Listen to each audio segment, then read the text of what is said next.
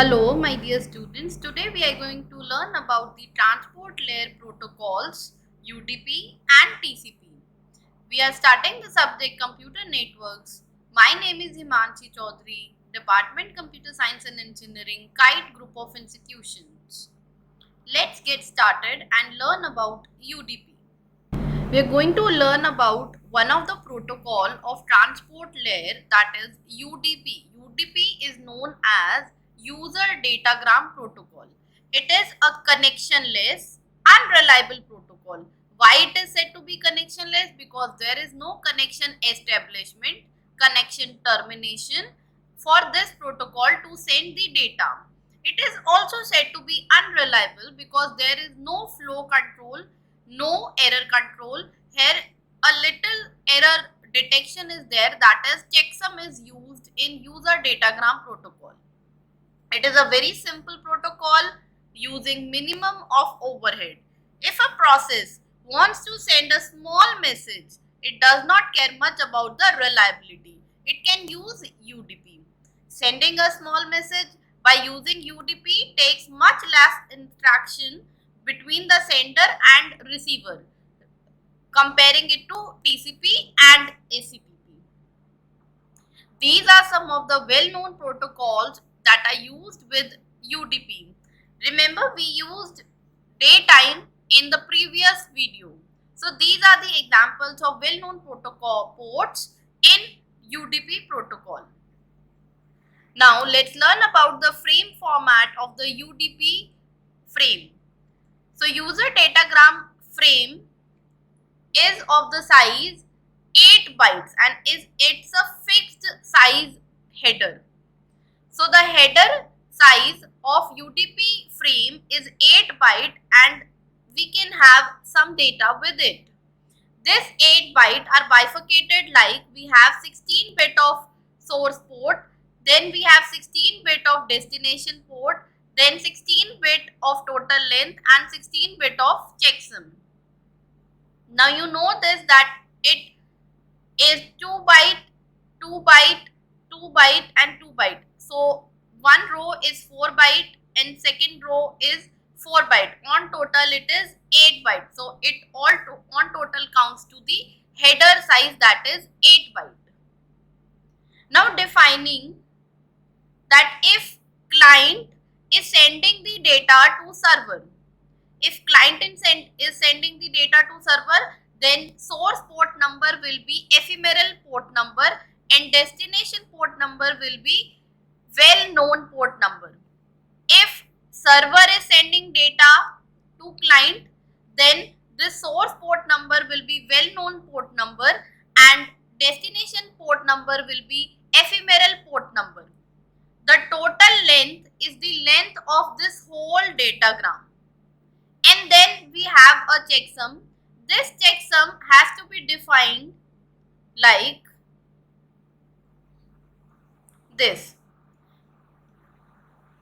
Checksum in UDP is a little different. For example, this checksum is evaluated with the help of a part of IP datagram. So these three rows are from IP datagram. IP address of source, IP address of destination, these two information and some more information is defined in the IP header. This checksum utilizes all these information and it is termed as the pseudo header for the checksum. So checksum is evaluated like, for example, this is the IP datagram information to be used for the checksum. Here by default we have all zeros in the checksum unit and then we have some data. So all of these information 1, 2 and 3, these all are added to create a sum and then a checksum is evaluated by using it or turning it 1's complement. So this value is then written on this checksum space and then it is sent from the source to destination. If there is any problem found on the receiver side, as you all know that how to evaluate if the checksum is correct or not. So if it is erroneous, then you need to drop this UDP header. So this is the way a UDP datagram may define a checksum on the sender side and on the receiver side. One more thing to be taken care while evaluating the checksum, that all of these bits must be 16 bits, and if something is less, then you must add some data to it that is known as padding, that is zeros to be added to make it 16 on each row. Next is the operations of UDP. UDP is connectionless, that is, it is unreliable. There is no flow control, no error control, only checksum. Then there is encapsulation and decapsulation. That means on the sender side, UDP header is encapsulated in IP header, and on the receiver side, UDP header is decapsulated from the IP header. Next is queuing. We can see a process is to be sent from the sender side to the receiver side. Now we can have multiple processes queued on the sender side. So all of these processes are queued and then sent on the receiver side. Similarly, we can have an incoming queue for all the processes from the sender side, and one by one then these all be processed. Similarly, server may have some outgoing processes, and in a very similar way, client may have some incoming UDP messages. So there is a queue technique used to process all these processes. There are some uses of UDP. UDP is suitable for simple request and response communication. It can be used for TFTP that we are going to learn in future videos. Then UDP is also suitable for multicasting. It is also suitable for management processes, for example the protocol SNMP, and then it can also be used in some routing protocols, for example RIP, that is routing information protocol. So this is all about UDP. The next protocol we have is transport layer protocol, that is transmission control protocol, TCP. Now TCP, like UDP, is process to process protocol, that is program to program. TCP, similar to UDP, uses port numbers. Now unlike UDP, TCP is connection oriented protocol. It means there is a virtual connection between two TCPs to send the data. And TCP also uses flow control and error control, which is not there in UDP. So this is also termed as a reliable protocol. These are some of the well-known ports used by TCP. The services of TCP are: it is a stream delivery service. It uses full duplex communication. It means it also provides full duplex or half duplex or simplex type of communication can be held using TCP. It is a connection oriented service and it is a reliable service. Some of the TCP features: it uses numbering system, it has flow control, it has error control, and it also has congestion control. Now let's learn about the frame format of TCP. In a very similar way as UDP can send the small data, TCP can send the bigger data. It also has a header and data.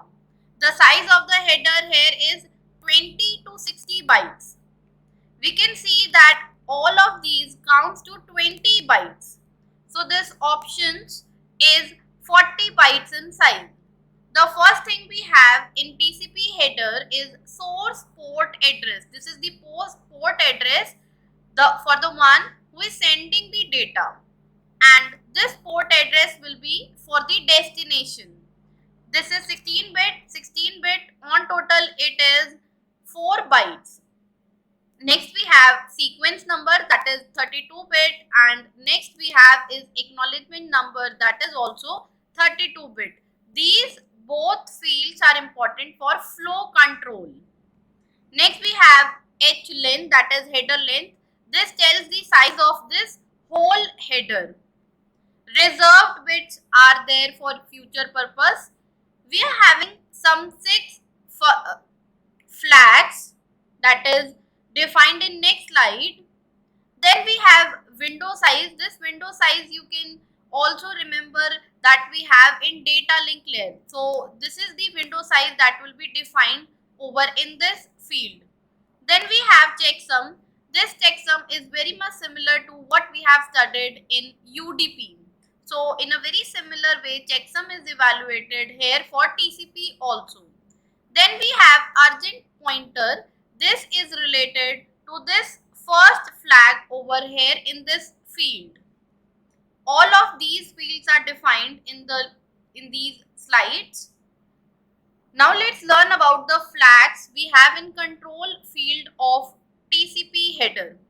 We have six different control bits.